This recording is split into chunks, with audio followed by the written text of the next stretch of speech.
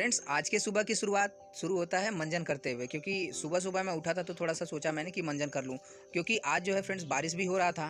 रात भर बारिश हुआ है और सुबह भी बारिश हो रहा था। आप देख सकते हैं चारों तरफ जो है बारिश का पानी ही चारों तरफ दिखाई दे रहा है। और जैसे ही बारिश खत्म हुआ तो उसके बाद मैं अपने भैया को लेकर के स्टेशन पहुँच गया। आप देख सकते हैं रास्ते में भी बहुत सारा बारिश यहाँ पे हो रहा है, बारिश की पानी चल रही है, हवा तूफान सब कुछ चल रहा है यहाँ पे। पर उन आंधी तूफान को हम लोग चीरते फाड़ते स्टेशन पे पहुँच गए। और स्टेशन पे पहुँचने के बाद भी बुरा ही हाल था, क्योंकि स्टेशन पे तो इससे ज़्यादा तेज़ बारिश हो रहा था।